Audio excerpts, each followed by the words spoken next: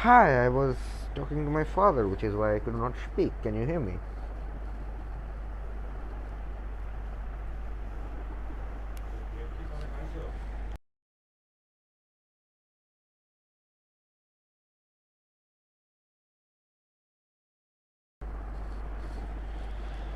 Hi, I'm back again. Can you hear me?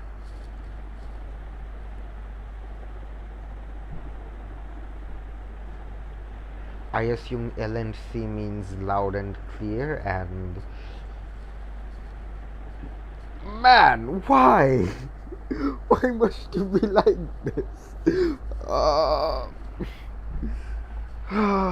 Alright. Also, do you want Ruski or Marquez? I want to do Ruski because Ruski is shit like Crime and Punishment. It doesn't. Okay, Marcus is. There's a possibility that Marcus might force emotions out of me or force feelings out of me, but I highly doubt Ruski would affect me in a mental or emotional way deeply. I would just enjoy it. So I'd rather just do something like either the Brothers Karamazov or whatever the fuck it's called, or Tolstoy Man's.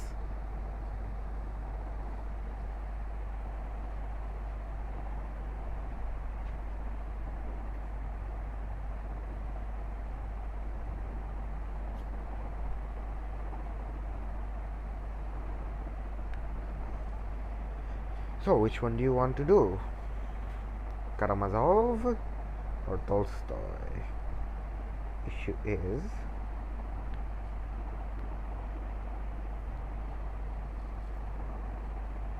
both are 1k plus pages. I don't see an issue with that. I assume that's twice as big as Crime and Punishment. Crime and Punishment was 300 something pages, was it not? Or was it 400 pages? Either way, of course, you must understand that these are Ruski books.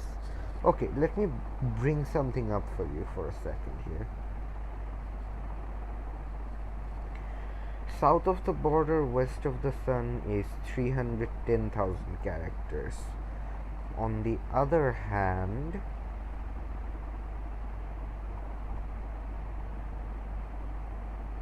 where the fuck is it? Yeah, Crime and Punishment is 1.1 million characters, bordering on 1.2 million. So, Crime and Punishment is basically 4 times as long as. Crime and Punishment is basically 4 times as long as South of the Border. And now we look at 100 Years of Solitude.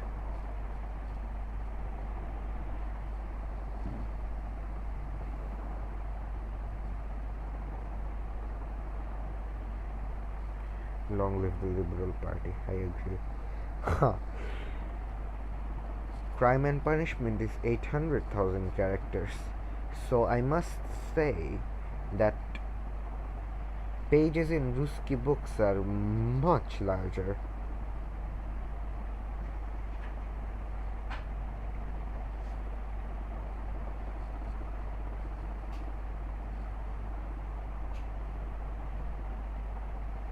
Like, I am pretty sure they're at least a full 20% larger than regular books, because I believe like 100 Years of Solitude has like 450 pages, does it not? So Ruski books are basically 1k pages is like 1200 pages, normally speaking. But you must understand that when a book is that large, you don't finish it in one night. It's a commitment. You're making a commitment. I believe that from what I know, both the Brothers Karamazov, or whatever the fuck it's called, and War and Peace, these are both books that we want to read before we do the big depth. Yes? So, I think it would be fine if we started it and then took it somewhat slow and eventually finished it. That is what I am afraid of. What are you afraid of? Commitment. Okay, but you must understand that this is a different kind of commitment. There is the kind of commitment that completely takes over your life, and then there is the kind of commitment that you take slowly. Because when a book is 1200 pages long, it's not physically possible for it to take over your life. You're forced to take it slowly, you're forced to read 2 pages a day, maybe. You must understand. It's like at the end of the day, it will take us at least 2 months to read. Like, even for me, I will probably read it over a course of 4 months, maybe. And that's coming from me, someone who reads books incredibly fast. I finished Crime and Punishment basically in the span of 3 days. Like, 90% of it I finished in the span of 3 days once I got addicted to it. But even when you're addicted to something, when it's that large, you can't finish it that fast. And I know that because I've read a lot of, Chinese novels which are very large. Like, those are fucking significantly larger than this. Those would be considered like 3,000 pages when put in these terms. So it's like imagine starting One Piece, but watching one episode of One Piece a day.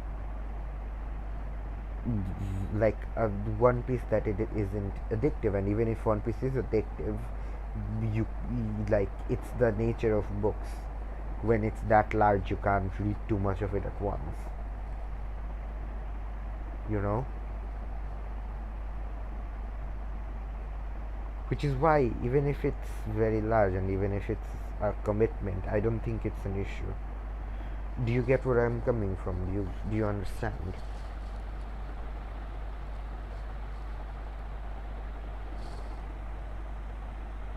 These books are so fucking dense. What do you mean?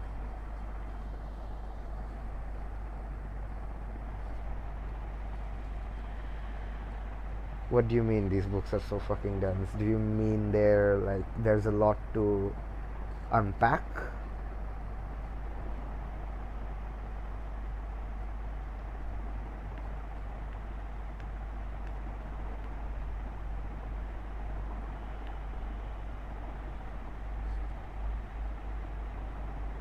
I see.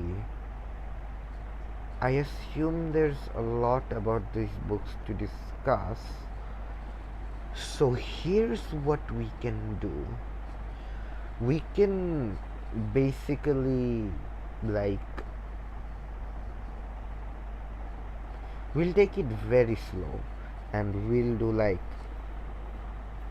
100 chapters, 100 pages a month, and off of that we'll discuss together while we read. Yes, because when I read books like these, I usually just end up reading 100 pages in 2 or 3 days, and then I take it very, very slow, and I just end up reading 3 pages a day. So after that first huge fucking burst, after that we can just end up discussing it while reading it, and so on and so forth, and it will just, even if it's incredibly dense and even if there's a lot to unpack, if we discuss it a lot, then I highly doubt it would be difficult for us to unpack it. Yes.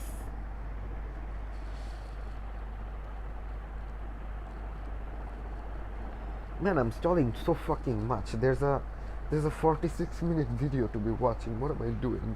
Also, I have absolutely no idea what this video is about. So let's get to the video and let's start reading it at some point in time in the near future. I shall start the video now, yes?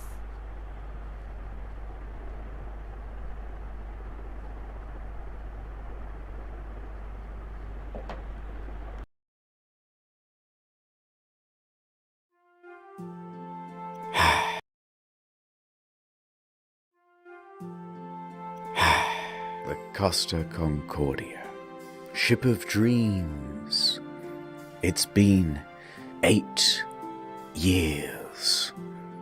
I can still smell the buffets from their 5 restaurants. The casino and 3-story theater had hardly been used. The gym, the day spa, the sheets in a 1500. Okay, I must clarify before you ask any questions. I have absolutely no idea what's going on. I have no idea what this video is about. But because it's a video from internet history, and I assume it's going to be very funny and very good, especially because his recent videos have been amazing. Luxurious cabins hadn't even been slept in. Costa Concordia cost $570 million to build, and you could tell. You could really tell.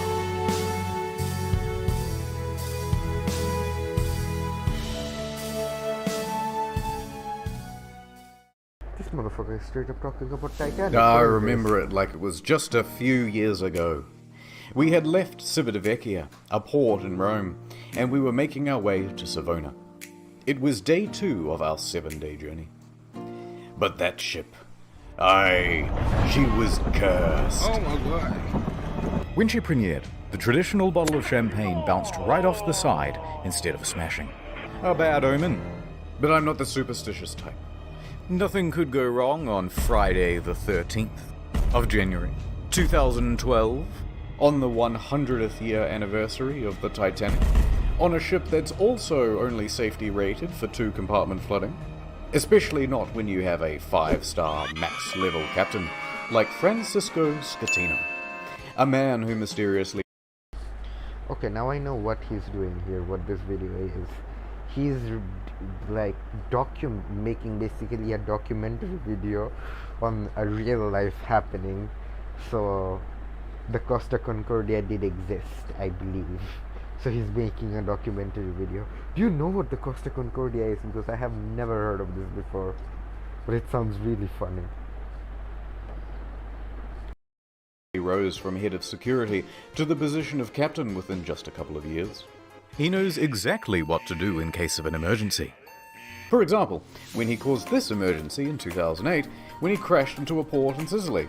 And in 2010, in Warnemünde, Germany, when he was steering a different ship and came into port too fast and caused another collision. I've got a good feeling about this. So let's set the scene. It's a beautiful evening. People are having fun on the slides, drinks at the bar. Antonio Magnotta is playing piano at the restaurant. Martin the magician is setting up for his show. And the ship is setting up for a little detour. It's called a sail-by salute. Basically, you get real close to the shore and honk the horn. The locals hate it, but the customers love it, and it's a tradition. Scatino, the captain, comes into the dining hall with a lady, Dominica Samorton. Remember this face because you'll be seeing a lot of it later. Scatino eats his dinner with her and socializes for a little while. Then he, Dominica, and the maitre d' finish up and excuse themselves. They're heading to the bridge. It's time for that sail-by salute. This time, they're going to get closer than ever. Just 1,500 feet from the island of Giglio. And how are they going to determine this distance? Well, of course, the captain is going to eyeball it. Apparently it's not an uncommon thing to do. Scatino turns to the fella steering, his helmsman, Jacob Ruslibin. First interesting tidbit. Costa Concordia has hired Jacob from Indonesia at a rock-bottom price, and he's a bit of a newbie to the job. In fact, his profession hitherto, a painter and a cleaner. It's his first time steering a massive ship, and he's very excited. At least, we think he is. It's hard to tell because he doesn't speak English or Italian very well at all. Off to a good start. The second-in-command orders the helmsman to 290. Now, don't be confused by these numbers, they're just the degrees on a compass. At the same time, the captain whips out his cell phone and calls former captain Mario Palombo, who lives on the island. They chat about the safe distance to Giglio's shores. It's all very casual. Anyway, Mario says that the safe distance is between 0.3 and 0.4 miles from shore. The captain is going all in. This is not his first sail by salute, so he's confident in what he's doing. We're going closer than we've ever been before. The captain's eyeballing it again. New heading of 300, he tells the helmsman. Downstairs, Martin is about to cut his assistant in half. And of course, that means that there's already a lady inside this box. She's waiting for the cue, and then she'll poke her legs out. The captain is giving more orders. Pulling gently to 310. Increase speed to 16 knots. Going this fast is going to be a fatal error. But before we talk about that, let's talk about another big problem. Language barrier. Because at this point, the captain says 325, but the helmsman relays 315. So the first officer intervenes, and he goes, no, 335, which is also wrong. And then the captain clarifies, no, 325. The helmsman confirms 325. Their poor communication has them moving at a much wider angle than they think they are. However, the captain should and would know this, except for the next problem, complacency about procedure. The standard procedure of a ship this large is for the third officer to give exact positional coordinates every time the captain gives a new directional order. But they're not doing that. 330, he says. The helmsman relays 330. The ship reaches 16 knots. The captain then turns to the second officer and instructs him to go to the left wing. That's these things here, and they basically exist so you can get a better view over the whole vessel. A few seconds pass, and then the mood starts to turn. Scatino notices white foam of waves breaking against the rocks directly in front of him in the distance. The Costa Concordia, right now, is almost 700 meters closer to the rocks than it should be. Without deviation, there is going to be a direct collision. Oh, shit! Scatino immediately commands the ship to start turning away. 335. Not enough. The captain shouts, 340. The captain yells, 350. Now, remember how I said that accelerating to 16 knots was a fatal error? Well, that's because it's made this ship incapable of such a drastic turn. What they've got is understeer. Here's an example. The front end is not working. You're turning, and you're just going straight. You want to go over here, but you're going to end up over here. So despite the order of 350, right now the bow is still only pointing at 327. Not nearly enough to miss the rock. And oh no, it's about to get worse. That language barrier again. In these critical moments where every second counts, the helmsman wrongly relays 340. The captain snaps back, 350 starboard or we end up on the rocks. The third officer goes to assist the helmsman. Now, don't get confused by the orders from here. We're changing over to rudder instructions. The captain yells, starboard 10, starboard 20, and still it's not enough. Hard to starboard. That means as hard as it'll go. But at this point, even if they clear these rocks, they need to get the rest of the ship to swing around it. So the captain yells, midship, which centers the rudder. The bow is now less than 150 meters from Skull Rock. Port 10. But the helmsman only gets to port 5 before another order is given 2 seconds later. Port 20. They might just avoid disaster here, maybe. But then, oh no. One more time, the helmsman cocks up at the worst possible moment. The helmsman goes to starboard instead of port, undoing the swing. 8 seconds later, he realizes the error and corrects, but it's too late. He has just turned a probable near miss into a sure hit. All they can do now is hold on as the bow of the ship narrowly passes by the rocks. Hard to port! The second officer yells, we're gonna hit! Collision. Top 10 thriller movie, my fucking god.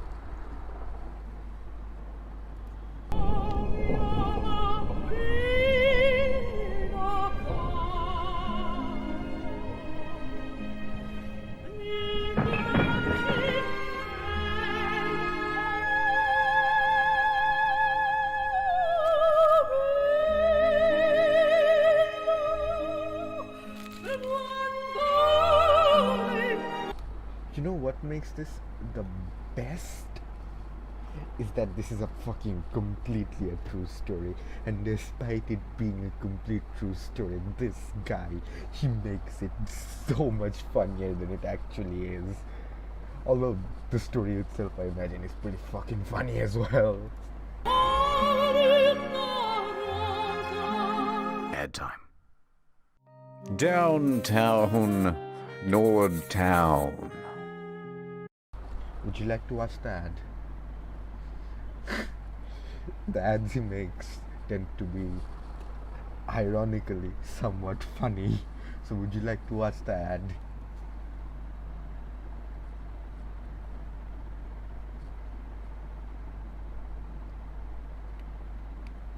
Any NordVPN in the chat? It's day 56 of playing Russian roulette. Seems I never win. Gonna drink all by yourself? Somebody has to. I hear you're a man who's good at finding folks. I'm many things. I'm looking for this fella. I gots to find him. It's breaking my little heart. I'll see what I can do. I have contacts in thousands of servers in dozens of countries across the globe. And just like that, she was gone. The only thing she left was a calling card. Sometimes when you follow a case, it follows you back. NordVPN can protect my online data. But who can protect me from myself? When they said this job gets easier, it was just another lie.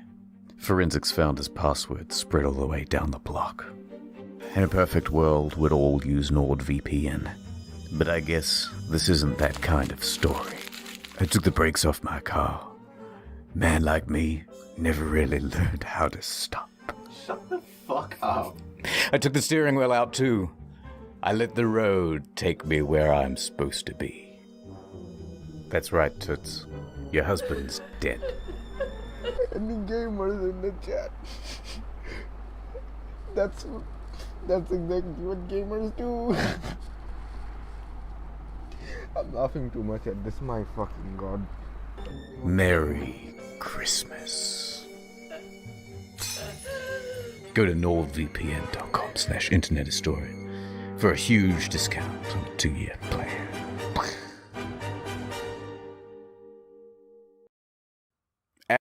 Wait, wasn't that the grill from the beginning of the entire thing? Crying at the end once he got there. Wait a second. Did he run over her dog or something? Cool. Ad over.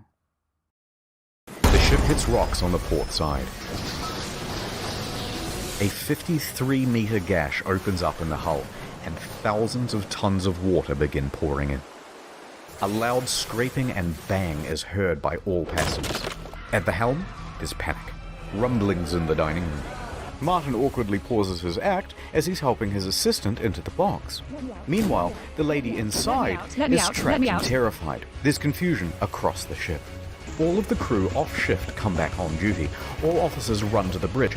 Technical crews run down to the lower decks to assess damage. On connection with the rocks, they lose propulsion and slow to 8.3 knots. And they are now adrift. Close the watertight doors at stern. Enormous volumes of water are pouring in. So much so that within 29 seconds of collision, all 6 engines stop working through flooding. 22 seconds later, a blackout happens. Lights, electrics, the water pumps too, everything. The captain orders the helmsman hard starboard. This is the final position of the rudder before power to that too is lost. The Costa Concordia, now without power, is drifting starboard, plunged into absolute darkness. A quick breakdown of the flooding. When the Concordia struck land, it tore open 3 watertight compartments. At first, compartment 5, which filled very rapidly, then 6 more slowly, 4 shortly after, then 7, 8 and 3. Modern ships are built to withstand 2 compartment breaches. These compartments especially, though, are a problem, because they contain the engines and the electrics. These main generators give power to the whole ship, from propulsion motors to rudder to hotel functions, pretty much everything. When they went out, the ship was a functionless, sinking cage. A few seconds later, the emergency batteries for internal lighting and communications kick on. When the lights come back on, Martin has vanished. He's ditched the stage, and it caused a huge panic in the theatre as passengers are trying to flee to their cabins and to muster stations. People already in their cabins come out and start putting on life vests. Staff rally and try to calm everyone down. Everything is fine, there's no need for vests, please return to your cabins. The emergency generator starts. All of the watertight doors close except for door 12, which is jammed. The captain calls Pilon, the chief engineer, as the ship begins to list on the port side. There's water coming in? Yes, there's water. But where? The engine room. But a lot of water? Yes! There's water, you can't go down. Let's go down the other side. In a moment we'll start the pumps, I'll let you know. In the theatre, the whole magic box apparatus slides right off the stage and falls into the crowd, further increasing panic. On the bridge, an announcement is being prepared. They are going to lie to prevent a panic. Let's just say we have a blackout. The deputy chief engineer enters the engine control room. He confirms to the bridge that at least compartments 5, 6, and 7 are flooded. Announcements are made. The captain to inform you that due to an electrical fault which is currently under control, we're currently in a blackout. Our technicians are working to resolve the situation and will inform you of developments as they occur. Thank you for your attention. Coincidentally, at the same time in the restaurant, they're playing My Heart Will Go On, and it's very much not helping the situation. No fucking way. No way. The captain calls the Costa crisis unit, Roberto Ferrarini. He tells the crisis unit that they've hit a rock, that they're assessing damages, and that they are also in a blackout. The crisis office says to reverse the ship up onto shore. Well, how are you going to do that? You don't have power to the rudder, let alone the engine. You know, hoist the sails?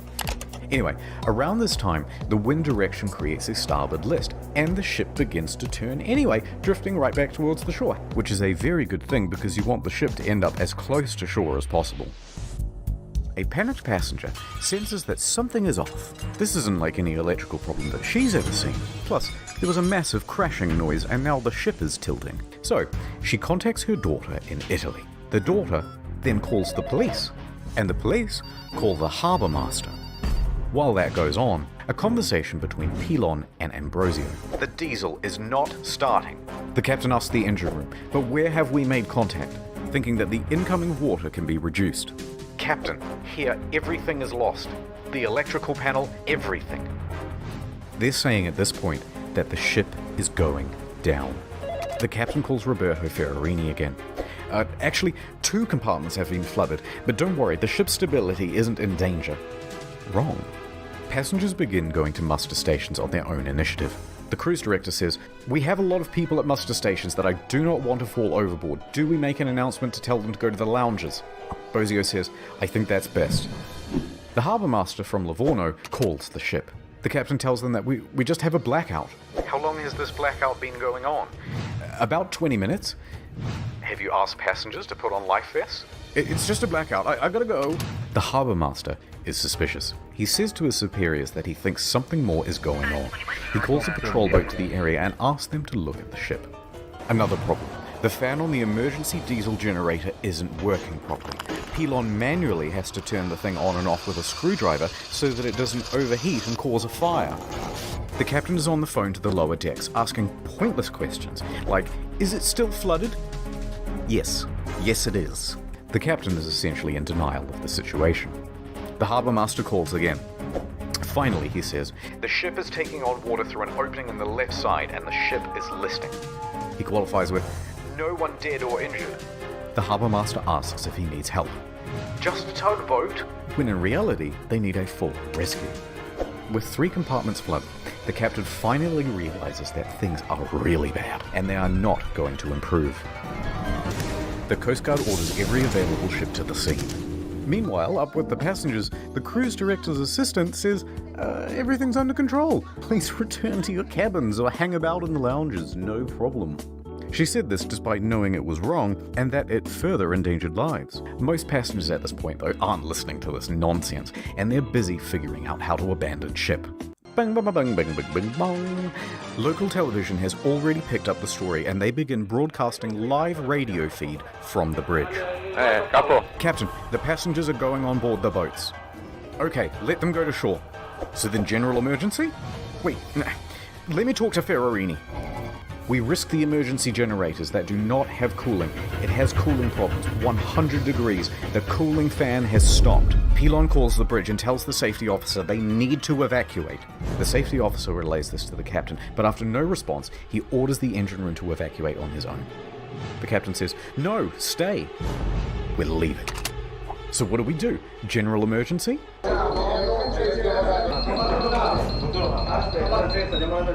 The captain tells Ferrarini that he's abandoning ship. Abandon ship! Another announcement is made. Ladies and gentlemen, your attention please. The situation is under control. Please remain calm. But at this time, proceed to your muster station. They're located outside on deck 4. The Livorno Coast Guard calls again. The captain declares distress. The Coast Guard officially calls for rescue operations. They contact Pietro Mille, the helicopter base commander, who then calls in every available pilot as he rushes down to the helicopter base. Pilon shuts down the emergency generator for the final time. The first rescue vessel arrives. By this point, the lifeboats are already going. Luckily, the ship is very close to shore. Oh, perhaps too close to shore. The ship forcefully runs aground, creating an uneven center of gravity, and it begins heavily listing starboard. The captain issues a general emergency on board. The announcement to abandon ship is finally called and alarms ring out, and with that comes panic. And now that they're listing, with many of the lifeboats too awkwardly positioned to enter the water, there aren't enough readily available, and they have to start going back and forth to the shore, picking people up and dropping them off. The patrol boats report to the Livorno harbour master that the ship has run aground and is listing heavily. So the harbour master asks the captain about it, and the captain says, no, the ship is still floating. In fact, we're trying to maneuver it onto the shore. They know he's lying. Hold on, I'm reversing it. Beep, beep, beep, beep, beep. The captain then says to bottom out the starboard anchor. So they drop out the anchors, but let out too much chain, effectively rendering them useless. The deputy mayor of Giglio, Mario Pellegrini, and tobacco shop owner Giovanni Rossi arrive at the harbour. They watch the scene. Okay, so I understand that the staff on this ship have autism, but how much do you have to fuck up in life to put down too much of the chain along with the anchor and make it useless? Holy fucking shit. My god. Unfold. As the first of the lifeboats arrive on shore, the deputy mayor takes the initiative and races to board one of the lifeboats, returning to the ship, and starts trying to find someone in charge. He gives up and starts helping passengers. Scatino tells everyone to leave and take radios, but not before changing out of his uniform and into a nice suit. Priorities. Dimitri Christidis and Silvia Coronica leave with him. The maitre d' and Sir Morton both get out of there. By this point, approximately 300 people are still on the ship. Mille reaches the helicopter base. The first helicopter, a slow-moving Augusta Bell, was already rising from the tarmac for the hour-long flight south. Bozio is the last crew member left on the bridge, coordinating evacuation. He then leaves to help passengers board lifeboats. The bridge is now abandoned. And then, the ship's black box stops working. Apparently there were technical problems with it. That means, from here, things are going to get a little foggy in detail. A while later, rescue helicopters arrive, but they're struggling to find the ship because they're expecting it to still be well above water. Passengers are scaling down the port side by ladder as lifeboats return to pick them up. This is no joke. Oh my goodness. It was no joke. How the fuck did I not know about this? This is literally modern day Titanic. Holy fuck! क्या भी नाम था से lifeboat है.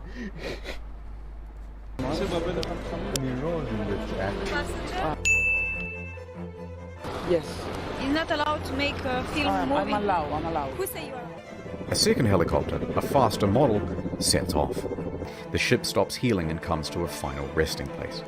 Now the Coast Guard calls the captain because he's just learnt that the captain has abandoned ship. The captain claims, no, actually I slipped and I fell into one of the lifeboats. I'm a klutz. But now that I'm on board, I may as well head back to shore. DeFalco tells the captain to get the fuck back on board. And the captain kind of acts confused and then effectively refuses. So the captain makes it to shore.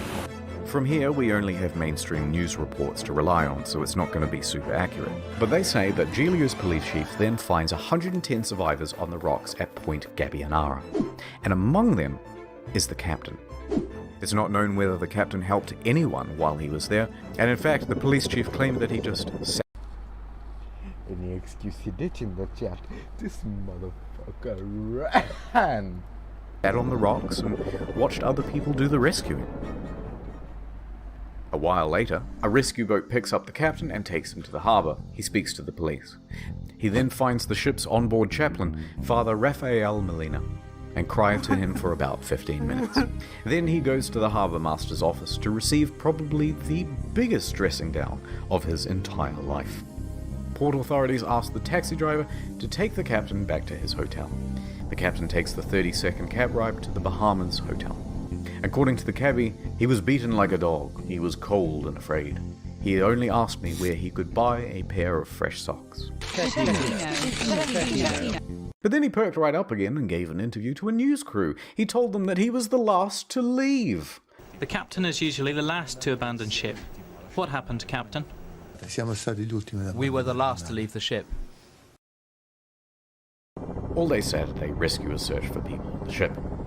On Sunday morning, a South Korean couple is Biggest gamer move. Holy fuck. The way he looked. Holy fuck. found in their cabin, safe but shivering. They had slept through the crash and woke up unable to exit their cabin. The last survivor, Manrico Giampandroni, was found with a broken leg. He was the cabin's service director. In the end, 32 people died. The final body wasn't discovered until nearly 3 years later, a crew member, Russell Rebello, and it's believed that he died a hero helping passengers off the ship. The Costa Concordia was the largest cruise ship disaster since the Titanic. And then there's the ship. This is what happens to a 110,000-ton cruise liner when it's left half rolled over in the ocean.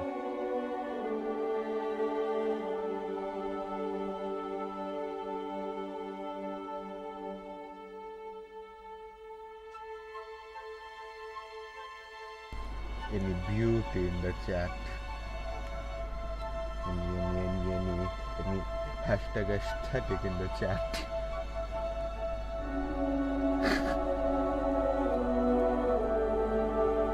What the fuck is this?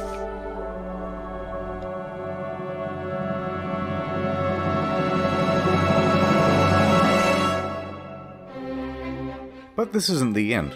It's just the halfway point. What most people know is that the Costa Concordia had crashed, many dead, and that the captain abandoned ship like a coward. But there's a whole veritable spaghetti of details to untangle. Let's dive in.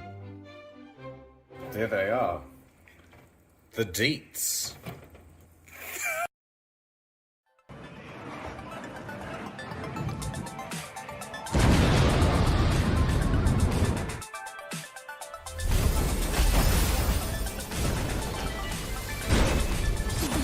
Blue box time. The Costa Concordia was more than just a floating resort. There's a mall, a casino, cha-ching, cha-ching. This iron chest was full of safes and cash registers and expensive fittings. And there were plenty of gamers prepared to sneak by authorities and try their luck in the hot zone. Within days, police divers reported that valuable items, once seen lying around the ship, were now missing. High-end liquor, expensive furniture, dining sets, cash from the casino, cash registers, jewelry and display cabinets, safes. Any scuba divers in the chat? Japanese woodblock prints by famous 18th century artists, as well as the iconic bell, which hung from the bridge of the ship. It was never found. Who steals a big fuck-off bell? Even the server admins were getting involved. 4 divers who were part of the company contracted to refloat the Concordia were spotted on CCTV, sneaking out to the ship. A patrol boat was dispatched, and the men were caught inside the fancy suites with rucksacks full of stolen goods. The 4 men are charged with stealing and thieving and pinching. Later on, stolen as well as legitimate items found their way to Amazon and eBay. Chips from the casino, postcards, and cabin access cards became highly sought after souvenirs. It even has a watermark. Some Australian guy even made a listing for the ship itself, advertising it as buyer to collect. And although there were plenty of bidders, eBay pulled the plug.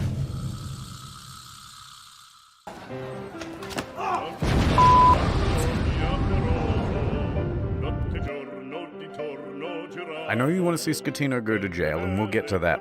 But first, we have to talk about someone else. Domnica Samorton. That was a close one.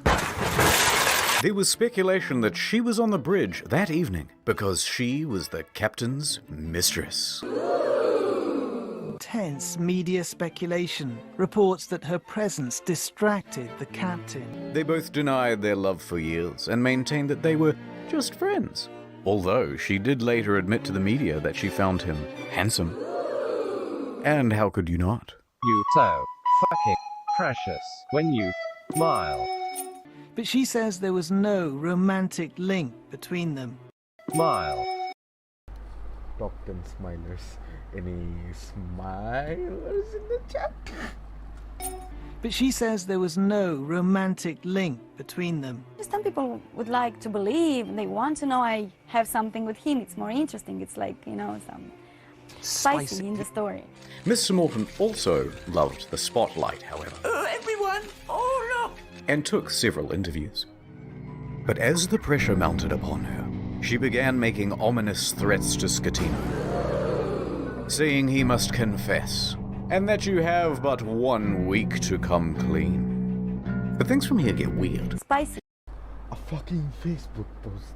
Motherfucker. A Facebook post and it got 52 likes. Oh my god. Samorton is a bit of a wild card. In a subsequent interview, she claimed a helicopter came to the ship well before the other rescue craft to take away a package. Huh? And what was that package? Drugs, apparently. So rumors began that the ship was running narcotics for the mafia. And not without cause. A number of cruise ships, even recently, have been caught trafficking drugs. As an aside, Scatino was tested for drugs immediately after the crash. He tested negative for drugs in his system, but trace amounts of cocaine were found in a hair sample. Makes it smoother and less dry. Nonetheless, the Concordia was searched and no drugs were reportedly ever found. How did we get here? Oh right, a helicopter. Samorton commented on it again the next day and said, actually, that helicopter was just for the captain as a means of evacuation from the ship. Okay, wait. Wait, where did this happen? Did this happen in Australia? Costa Concordia.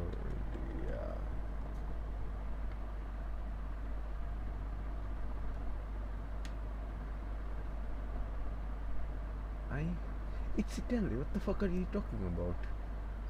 Australia is the place to be, Andy. Okay, I am going to go take a piss and get some cake. BRB.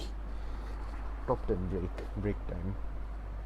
No, the guy who tried to sell the ship was from us. I see. BRB.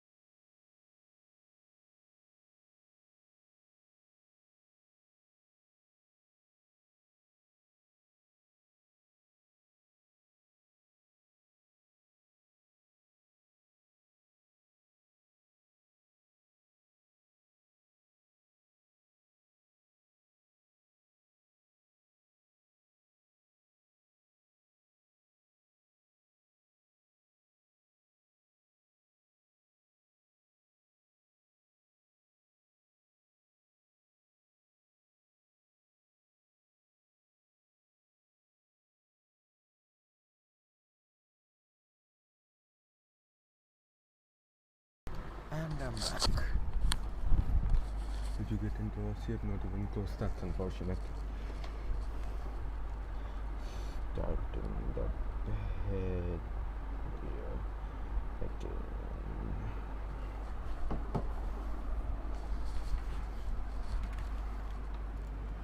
So she expected to get some sort of first-class rescue while everyone else was still stuck on the ship? Wait, how did we get here? Oh, right, sex with the captain. Divers were quick to head to the captain's cabin, where they found Miss Sir Morton's lingerie and other articles of clothing, as well as a makeup bag. The jig was up, but they continued denying it. Sir Morton mostly faded from international attention until she was told to appear before the court to present witness testimony. The judge pressed her to be truthful about their relationship, or she would be held in contempt. Either tell me the truth or shut up. So finally, she admitted it. Yes, I had a sentimental relationship with the captain. Stop. But now, stop asking about my private life. She was indeed the captain's lover. What is up, Trouble Alert Nation? Scatino cheated on his wife with Seymour Tan. Oh my god! She and Scatino had been having an affair for several weeks. She also said that on the night she boarded, she didn't have a ticket. Ticket, please. And didn't need to pay because nobody questions you when you're the captain's lover. Naturally, she gave another confusing interview after leaving court. I want to say that today is the second time I die, because the first time I died in the night of the crash with my psychological brain and problems. And today I died the second time because, of course, people find out something that I try to hide. Subsequent to the trial, she used her fame in Moldova. What in the fuck is she talking about? How many fucking times did I die, mate? To become a political activist, often appearing on television and radio and in articles covering protests, accompanied by pictures of her being arrested by police.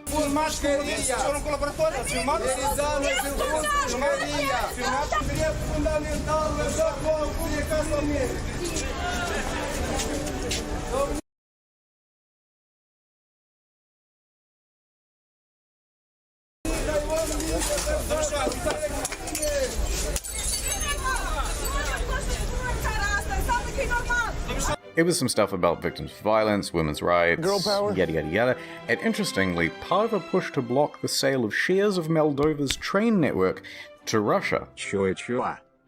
Other than that, I don't really know what she's been up to. Let me just check on her Oh god, not again.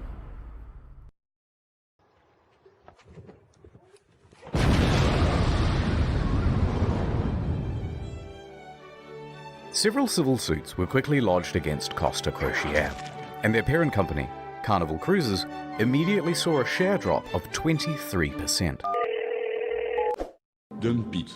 Passengers sought compensation for their damaged mental health, lost belongings, and loved ones. Either they allowed him to divert from his course, or they didn't know where their billion-dollar ship was. Within a few days, facing financial and media pressure, the CEO attempted to join the bandwagon against the captain and the crew.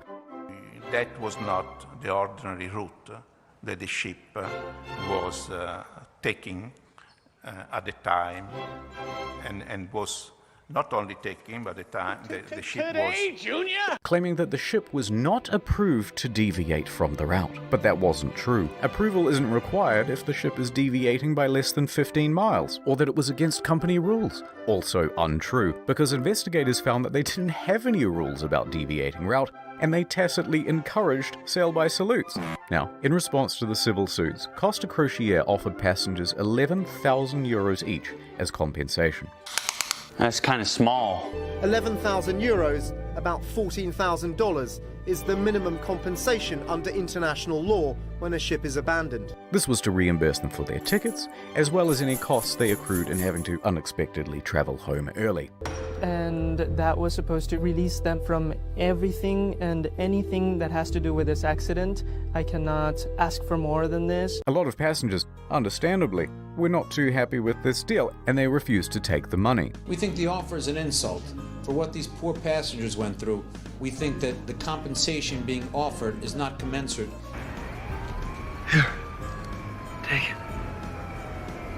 Go ahead. compensation being offered is not commensurate. Later, Costa Concordia would lodge a plea deal with the Tuscany court to pay a €1 million fine to avoid a criminal trial. The judge agrees.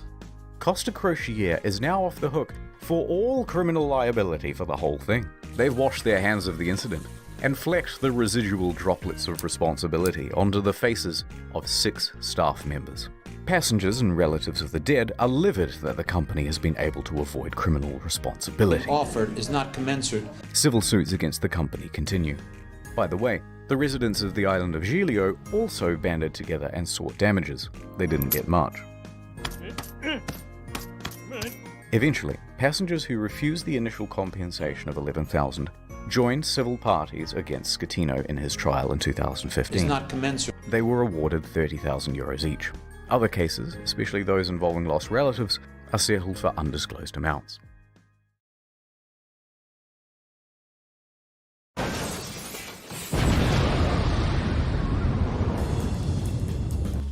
New York attorney Peter Renee travelled to Budapest to represent 6 real survivors of the disaster. At Renee, we personally work on every case. And we'll work harder than anyone to get you the most money possible in the shortest amount of time. And while on the job, a 7th case cropped up via email. An elderly woman, Alona, said, "Help me, Mr. Ronai, for I have lost my daughter, Eva, and my 5-year-old granddaughter, Roxana." So Mr. Renai agreed to speak with her. However, there were some inconsistencies in her story. Neither Eva nor Roxana were on the passenger list. Odd, but Costa is known for having stowaways. Gotcha, bitch! Still, Mr. Renai was suspicious. They wouldn't cheaty old Petey, would they? Renai inquired further about why she was on board, especially without a ticket. Ilona said, "Well, I don't know, but you should ask her boyfriend. Zolt Horvath. He'll know all the details." "I'm up all night. I'm going crazy," he said. But Mr. Renai was still suspicious. Because then she asked, "How much money do you think this is worth?" This is a huge red flag, Petey. In 20 years of doing this, you've never had anyone ask about money. Why now? So Mr. Renai hired an investigator and sent photos around of the missing girl. The next day, the phone rang. Ahoy hoy, it was the boyfriend again. Look, there's been a bit of a misunderstanding and the child isn't missing at all. And then he claimed he was confused because he had done too many drugs the night before. Oh, okay, can I speak to the daughter then? At first, he was refused. So Renai said that he'd have to file a missing persons report to the police if he couldn't. The boyfriend relented. That night, Renai met with Zolt and brought the police with him. He speaks to the granddaughter and asks her if she's seen Mum. "Yeah, I saw her today." "Oh, really?" "Yeah, we went to the park today and we went on the swings." Oh no, the jig was up. So the mum walks into the room sheepishly. "It's a miracle!" And the story changed again. "Okay, I'm not dead, but I did injure my leg when I jumped from the ship. And then I immediately flew back to Budapest. Although don't worry about checking my leg because there are no visible marks or injuries." Oh, Petey, I'm beginning to think they weren't even on the boat. Also, it turns out this lady isn't her mum, it's just a neighbour. Eventually, Renee managed to make the pair confess. And then they said, "Hey, we haven't done anything wrong. We haven't taken any money." And in the end, it looks like there'll be no criminal punishment for the scam, because Hungary, a former communist country, has no laws against insurance fraud on the books. The law firm that never sleeps, call 1-800-6647. Oh, that's a bad idea. Oh, that's a very bad idea.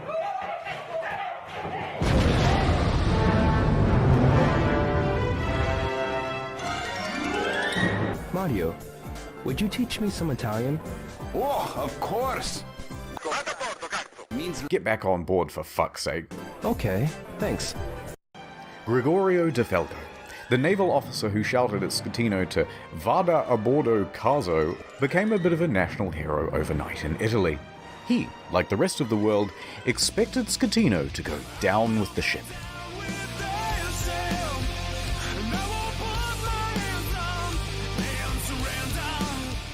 And when the captain chickened out, De Falco was there to admonish him. And when he stopped answering the radio, he called him on his cell phone to continue putting him on blast. When the captain first reported just a blackout, DeFalco didn't believe the story, and immediately began preparing a rescue effort, which likely Any stalkers in the chat? he saved several lives. His actions were applauded by most Italians who were tired of their public servants being corrupt and avoiding responsibility. Accordingly, shirts sporting Vada a bordo caso were being printed by the end of the week, others setting it as their phone's ringtone. But then, in September 2014, without warning, DeFalco was transferred to an admin role in the Coast Guard. Hear what I said? You've been demoted. DeFalco said that he had been passed up for promotion, that he had also not been told which admin office he was even being transferred to, and that it all effectively cancelled 10 years of his career. DeFalco was tres furioso, and there was public speculation that it was owing to bad blood between himself and Admiral Delano, his former boss. His status among the public overshadowed his superior in many ways. On the other hand, his boss said, no, it's part of a normal career progression for naval officers and that he must show more maturity and professionalism to advance his career. Now, it's hard to know what's true in office politics, so let's leave that alone. And anyway, in 2018, DeFalco said buenas noches, ya later, to the Italian Navy to become a politician. In March that year, he was elected to the Italian Senate, serving as a member for Livorno. He still serves there today. I'm the captain now.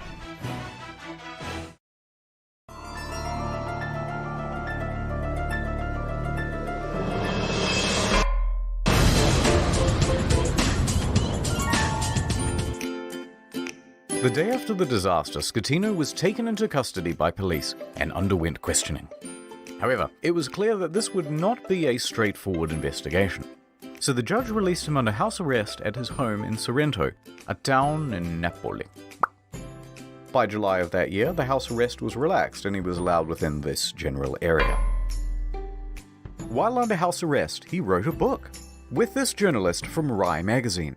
I have no idea what it says, I don't speak Italian. But goddammit, he must have some kind of charisma going on, because there's been a lot of speculation in the press that he had an affair with her as well. You can't keep getting away with it! Hold on, I got it. Not content with abandoning his ship, this dude is determined to abandon his wife as well. So,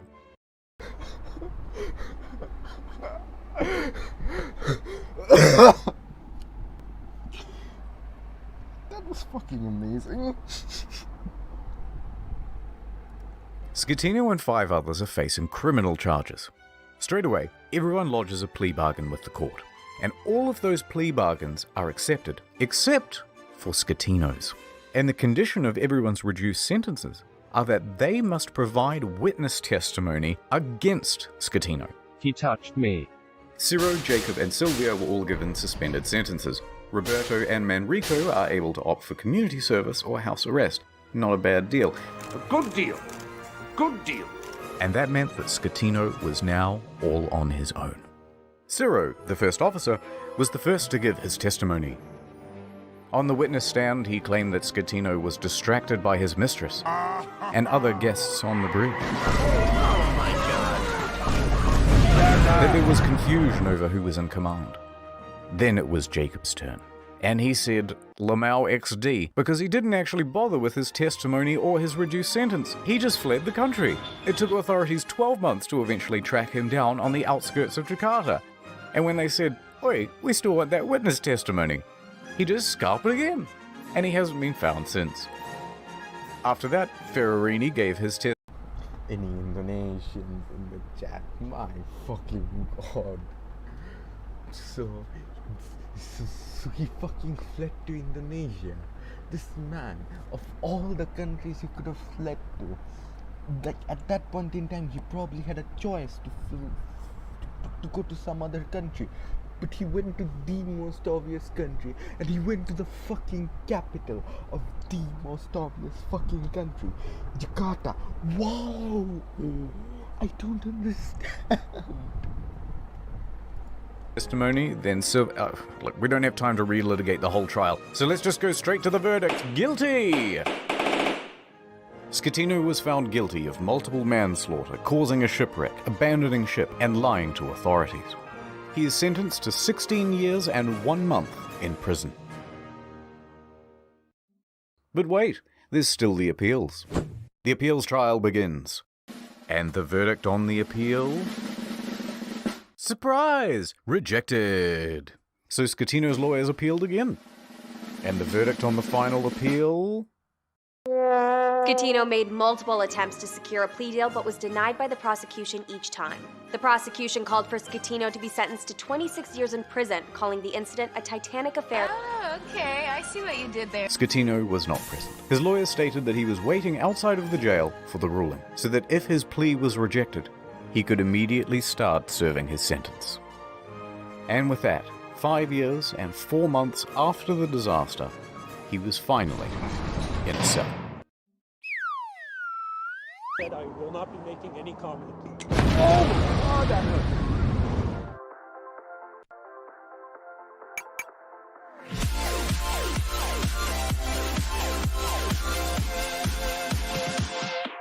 The salvage operation was enormous.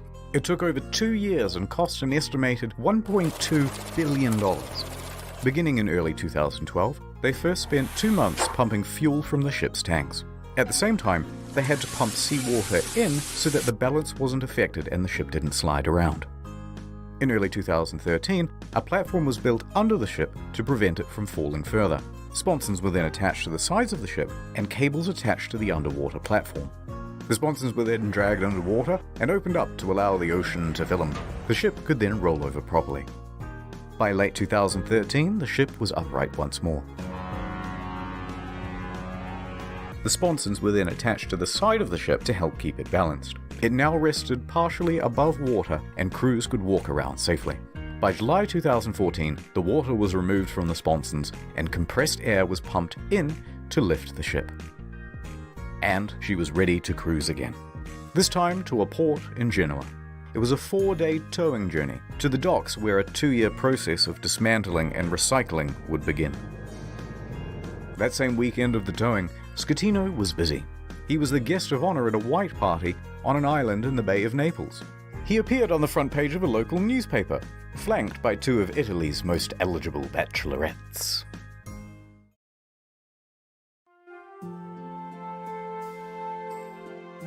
Anyway, so these are the things that I remember from the Costa Concordia.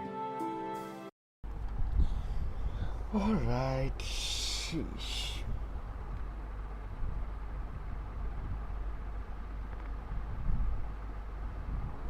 I'll stream a little bit of Super Seducer now and then go to sleep.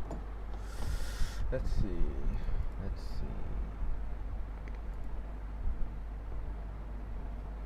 Alright, maybe that's not a good idea. A wild guess.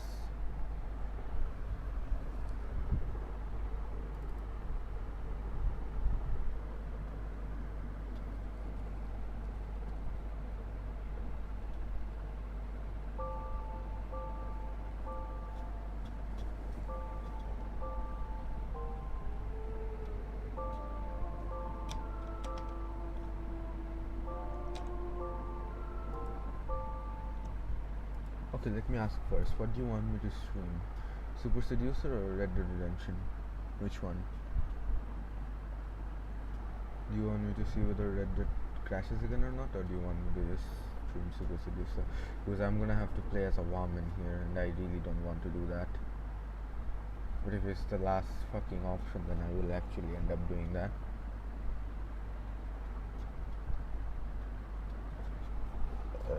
Alright, I'll just play as a woman, whatever I actually want to play. This game is really fun.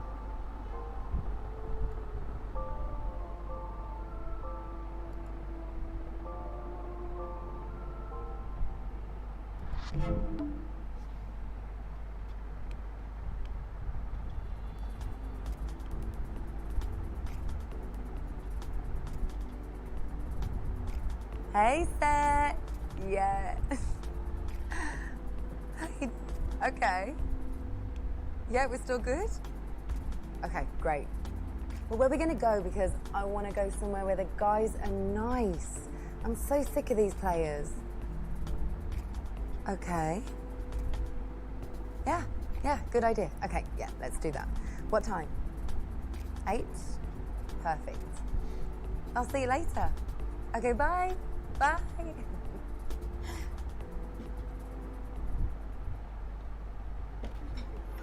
That's what I said to him. Yes. Where should we sit?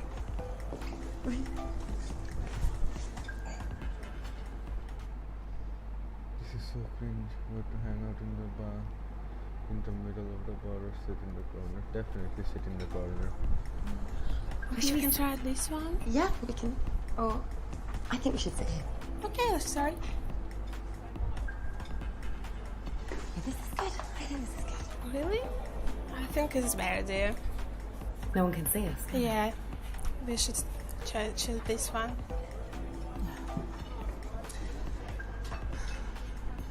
Sorry. This is so sad. So obviously they want to be approached, and standing in the corner, you know, kind of close to the people, that's not the best way to proceed. Most guys wouldn't be confident enough to get in there. This is so sad.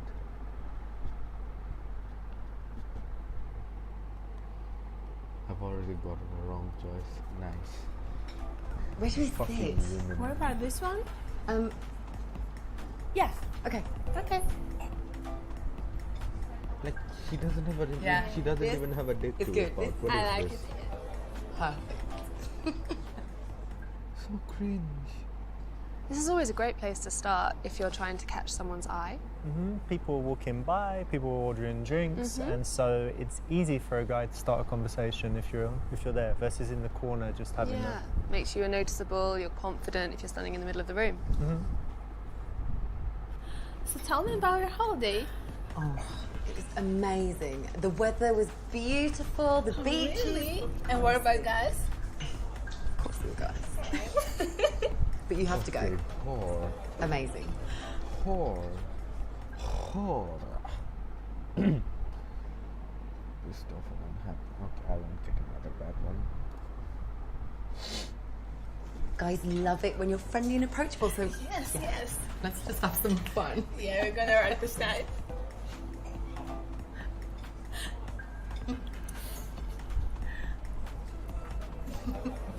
You're not very good at that now, are you? Yes, I know for me, if I'm thinking of approaching someone, if they look more approachable, it's Yeah. always good, versus kind of looking moody. Yeah, absolutely. And if they're having fun with their girlfriends, it makes them seem more approachable. You will have more fun with them if they're having fun with their girlfriends. And women look more beautiful when they're smiling. Of course, they always do. Okay, but that's just a lie though. That's misleading. That's incredibly misleading. I'm about to say something incredibly questionable here. My fucking god, but men look good with a smile on their face. Women look terrifying with a smile on their face. Fucking terrifying. Never would have. Yes, I know for me, if I'm. Yeah, we'll watch this. Yes, I know for me, if I. So, ladies, what can I get you?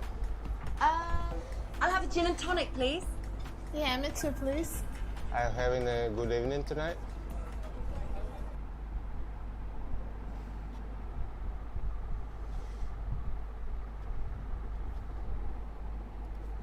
Really Why would good, you thank not? you. Oh, what's your name? I'm Stefan. Oh, Louise. Nice to meet you. I'm Sarah, nice to meet Nice you. to meet you too. Gay, man. Well done, it's the right option. Why is that a good thing? I think it's good because it gives you a professional port of call if you're in trouble later on. Yeah, the barman can always help out. You know, no one's going to spike your drink if he's watching it. Absolutely. And if you ever have a drunk guy, you know, causing problems or whatever, he can help. So it's the right option. So what do you think about this bar? Yeah, I think it's a really good bar.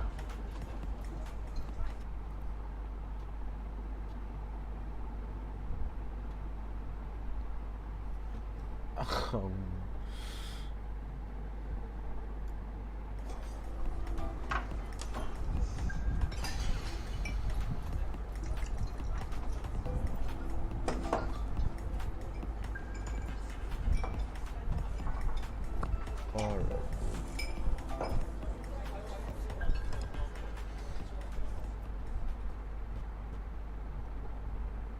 This is a classic, really, isn't it? Yeah, I think that's, I mean, women don't cringe. generally give very strong indicators of interest, so sometimes this is the best you're going to get. So it looks like I've got to find a new job. Really? Yes. But I don't want to. I love the people I work with, you know? Yeah, see. But don't worry, I'm sure you'll find the better one. Yeah, I guess so. It'll be fine. It will be fine. Yeah.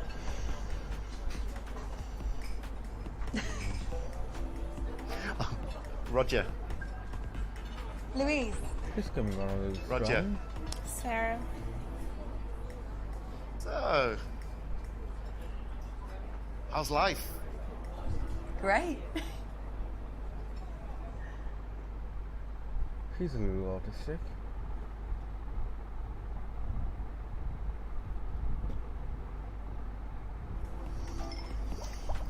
Where do you live? So, kind of live on my mate's couch at the moment because my mum kicked me out and my dad also kicked me out. Then my stepdad kicked me out. But that's fine because, you know,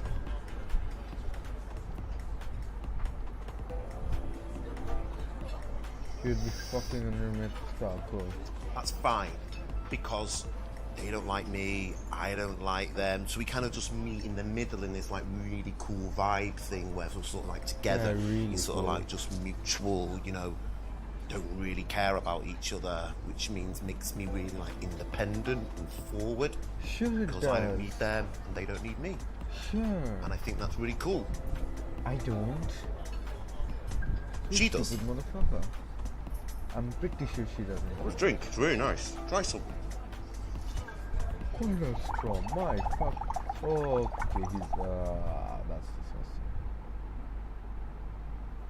That's good. More time for you. Oh my god. I think this is quite a clear indication that she doesn't want to be, I don't know, want any interaction between him. Yeah, this one, the right answer was to reject him because he has problems with his family, bad relationships. So, what do you think of that? Yeah, this is an interesting one because I think if she was also to have bad relationships with her family, then maybe they could connect on a mutual basis. But maybe if she has a Sure. very good relationship with her family, Sure. they might clash later on. Okay, cool. Makes sense.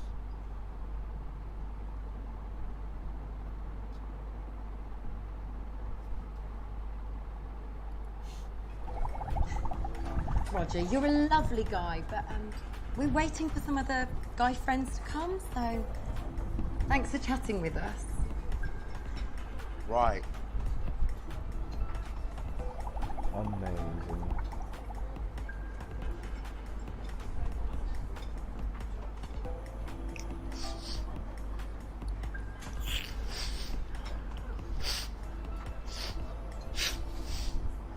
Okay, so either he needs an inhaler or he actually does cocaine, or both. Cool. Okay, so she's rejected him. That's right. And then the way to do it. Should you be like really harsh and horrible, or was it right to? No, absolutely. Always have self-respect and be polite to others. I think that's always the best approach. Because also other guys are watching, and if you're awful, rude, you humiliate them, then they'll be scared to approach as well. What a shame. Poor guy. I mean, it's not his fault, but too many issues. I could never date a guy like that. Yeah, see. Did you see that guy behind you? He looks really cute. Yeah, he does. Had to get his attention.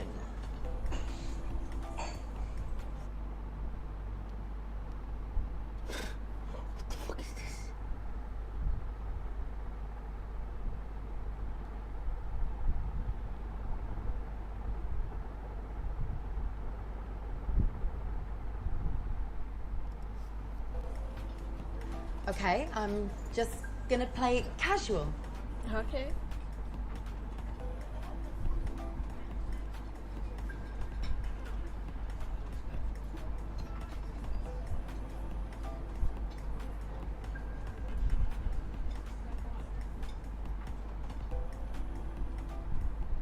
Gamer. So this is the right option again, well done. And you know, this is another signal that women will give. It's not super strong again, so you kind of need to learn, you know, what they look like. Yeah, body language is a big key thing, I think, for women to show that they're interested.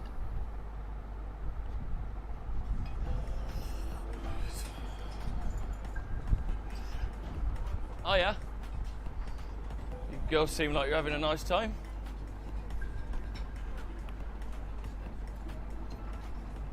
Are you not gonna fucking say anything, you numpty?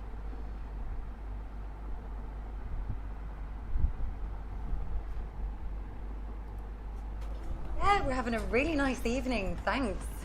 Nice. What are you drinking? Gin and tonic. How about you? Whiskey, bourbon. Nice. I Yeah. love this bar. Yeah, it's a good bar. It's a nice place. So he's approached, yeah, and if you're super, super friendly, maybe it's too much, because why would she be so friendly immediately? If she's too tough, he might get put off, so the middle ground is the right choice. Yeah. If in doubt, middle's always right, right? I'm Nick. Hi, I'm Louise. Nice to meet you. Nice to meet you. This is my friend. Hi, I'm Sarah. Nice to meet you, Sarah. I'm Nick.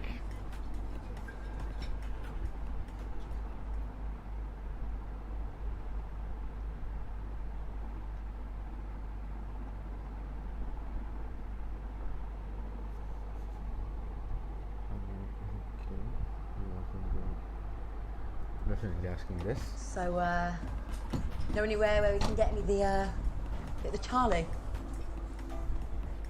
You know, the white stuff. Indeed. You know, snow. I would like to know too. You know, powder. You know. You know. Cocaine, mate. Anywhere we can get any cocaine. Yeah. My best friend actually died of a cocaine-induced heart attack last year, so you'd love this place.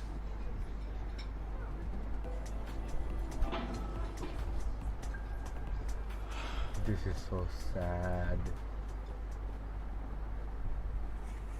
If you're looking for a serious relationship, asking for cocaine, probably not good, right? Charlotte, what do you think? No, that's probably definitely not a good move. Who's a good person to ask for the coke in this situation? I really wouldn't know.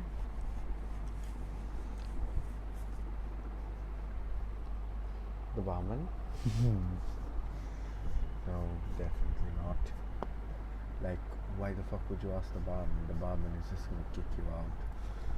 So, where do you like to go out? Like, what's your favourite bar or club? I don't really go to clubs, to be honest. I like going to pubs, nice little sort of chill-out bars, listen to some live music, a bit of jazz maybe, that sort of thing. Nice.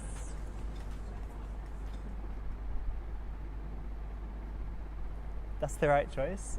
This is a sneaky one. So women often have some kind of subtext when they're Always speaking. have subtext. Always. I would say so. So what's the undercurrent here? What she's trying to do is find out if he's a party boy. So if he's going to say, oh, on Monday I go there, on Tuesday I go there, and Wednesday that place is good, then she might be saying, oh, wow, that's great, yeah. But she's thinking, oh, okay. No time for me. Party boy. Yeah, absolutely. So you girls seem quite tight. Have you been friends for a long time, or? Yeah, we've been best friends since school. Oh, nice. Yeah, I'm friends with a lot of my pals from school as well. Ah, it's really cool. Yeah.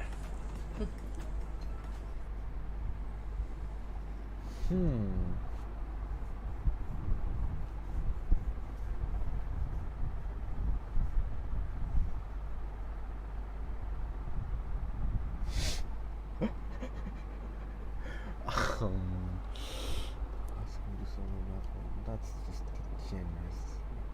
I know the way he knows all the whiskies. What happens when you die? Alright, memento mori.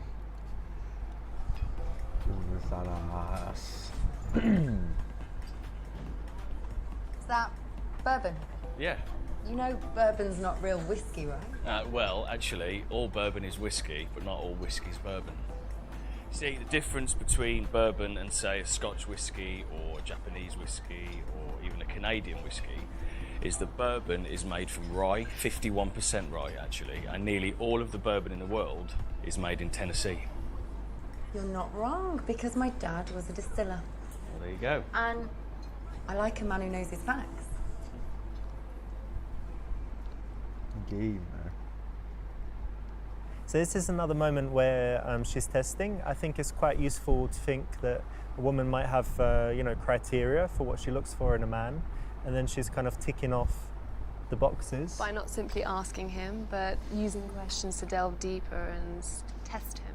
Yeah, so if she's looking for an intelligent guy, she might have, a few different ways of testing him out.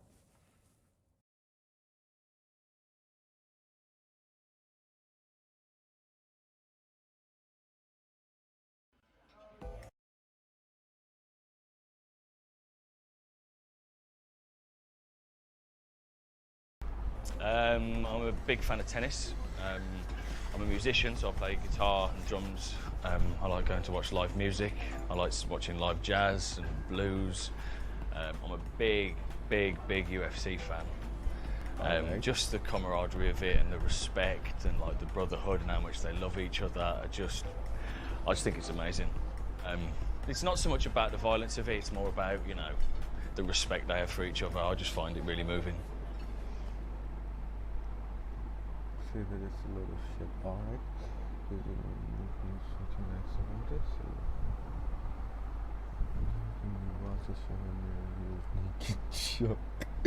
you only like and say you like it too. Look, Nick, I'm going to be brutally honest, and I don't know, I find UFC a bit violent and a bit brutal. Yeah. It is violent, it is brutal. I completely understand where you're coming from. But at the same time, there's a lot of technique and there's a real artwork to it, Okay, I never thought of it like that. Yeah, well, maybe we could watch it together sometime. Maybe.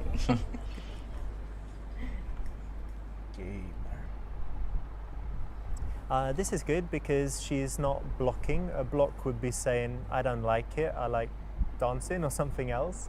And by giving him a chance to say why he liked it, she's kind of indulging his passion. Yeah, exactly.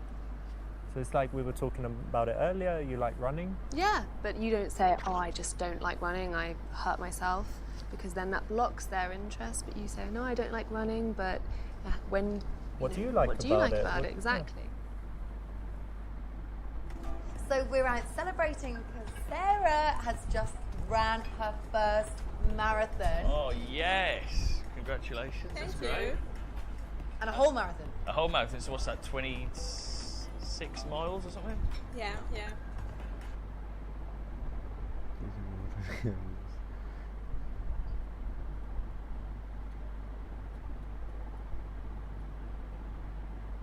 So he looks like a bit, okay, that's just unnecessary. That's like calling someone Ashab, and that's just going way too far.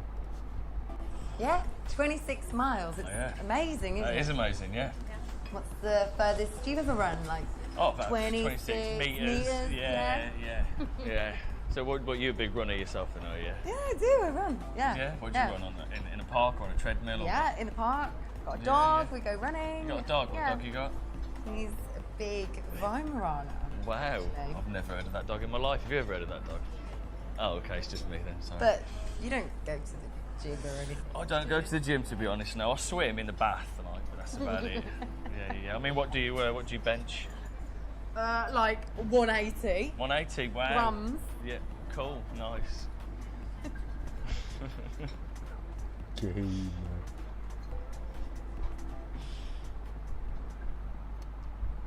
I think you can tease a guy on his style. I think as long as it doesn't go too much into the over-personal. Yeah, I think you can tell it's a lesson for guys as well. So there's some things that you can tease women about and some things that they would just be, too personal or too sensitive. But the other important point here is that it is an indicator of interest usually when a woman teases you. So don't get worried if women do that to you. And also, you don't want to be necessarily with a guy who can't take being teased. That's why it's a good test, yeah. So, are you single or? Yeah. Yeah. Yeah, I'm single. Yeah? Yeah. Oh, guys, I just forgot. My friend is waiting for me outside. I've got to go. I'll call you later, dear. Okay. I'm gonna stay. Okay, no problem. Take care. Bye. All right, dude. Cool. So we're both single. That's a good start. Mm-hmm.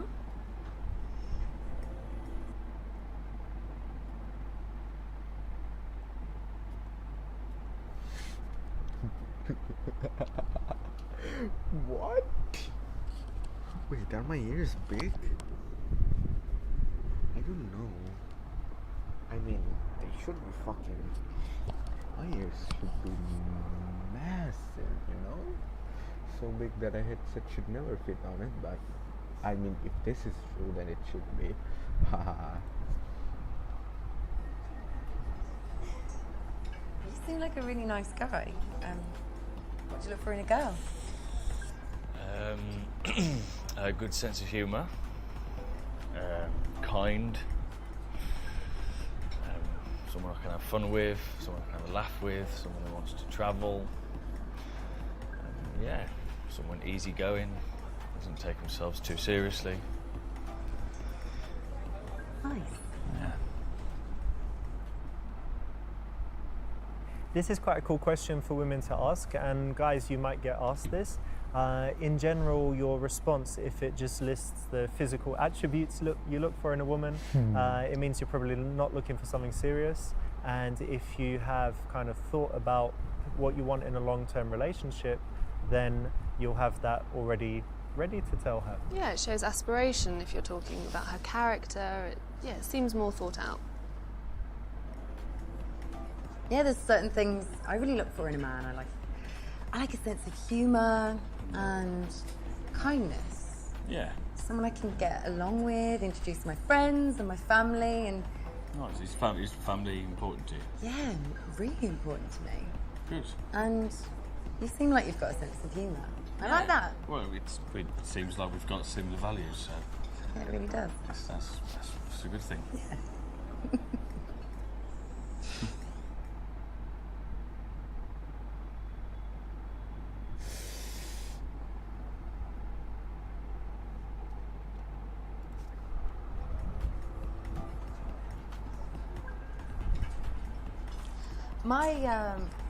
My longest relationship's been like 3.5 years. Okay. What about yours? 6. Yeah. I've been single for a couple of years now. I'm more than happy being on my own. I've been looking for the right person. So, not into just bouncing from relationship to relationship. Nice. It's good to know.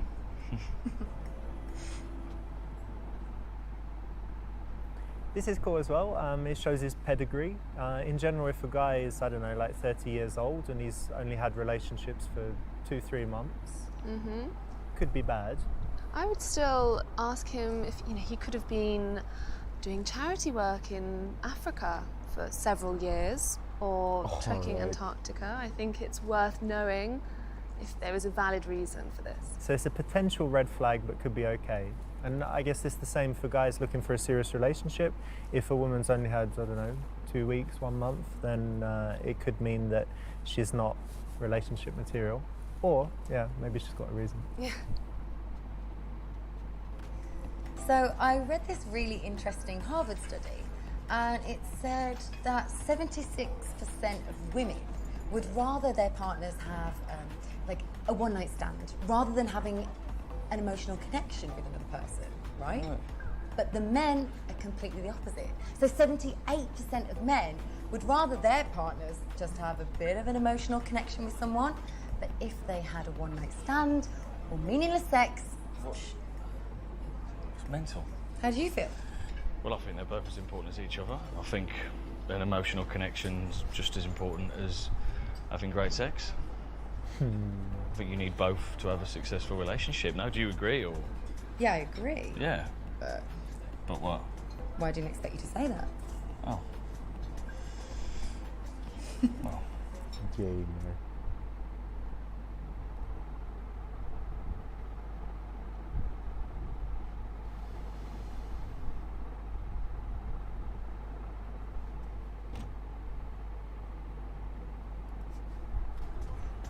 Earlier tonight, before you came over, there was this guy, bless him, Roger. He's telling me all about his life and his family and how awful they are to him, and he's not close with any of his family, and it just really strikes me how important that is to me. You know? Oh God, yeah. Is it you? Oh, yeah. Yeah. Unbelievably. I mean, my sister, she's one of my bestest friends in the world. Yeah. Of the biggest gap, he does not understand the kind of bullshit is about to get into. Fucking cunt. She's got 4 little kids, and she's just the most amazing mom. She's one of my heroes, man. I love her to bits, and obviously my mum and dad. And, we're a very sort of tight knit family unit, like. That's really nice. Yeah.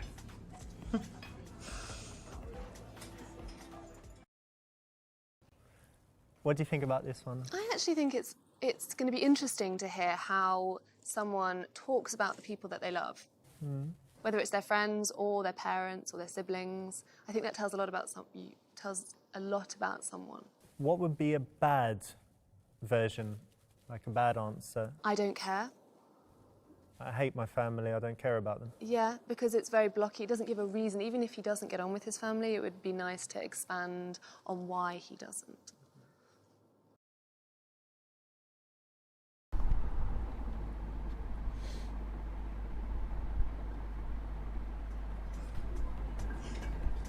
All my rings are like important. They all like mean things from where I've been around the world. What's that one mean? But this one was from Malaysia.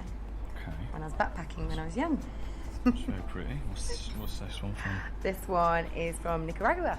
Wow. Yeah, pretty cool, eh? Yeah, very cool. Mm. About that one?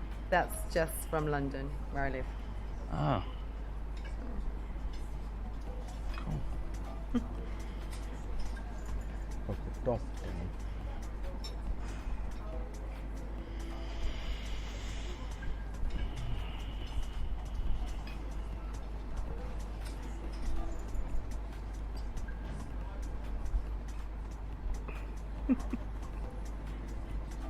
Is he, what is he trying to do? Why is she blocking?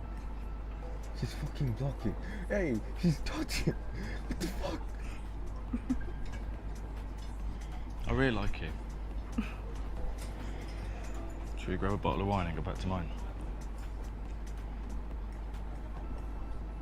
Yeah?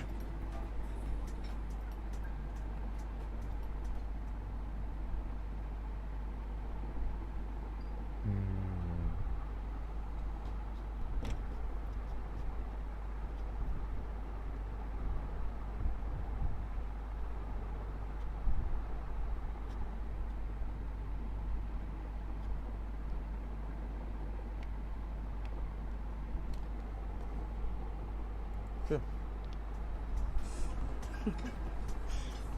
I'd really like that, but let's meet up again first. Like, I don't know, a date or something. Yeah. Yeah, cool. Yeah. Cool. I'll give you my number. All right. Just want to put it in?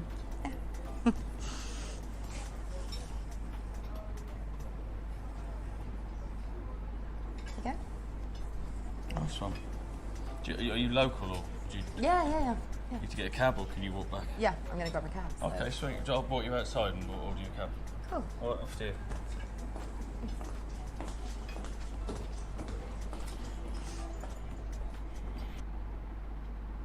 Well done, that's the right option. Obviously, it's maybe not the best way to start a long-term relationship to kind of jump into bed right away. What do you think? No, I totally agree, but it's, yeah, I totally agree with that.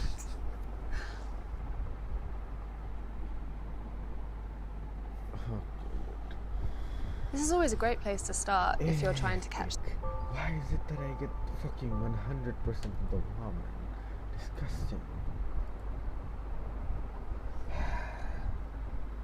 I should make this drink, yeah? That wasn't very fucking fun, was it? Why did I even bother playing a ramen? Like, fucking disgusting, cringe, disgusting. The guy was nice though, or whatever. Goodbye.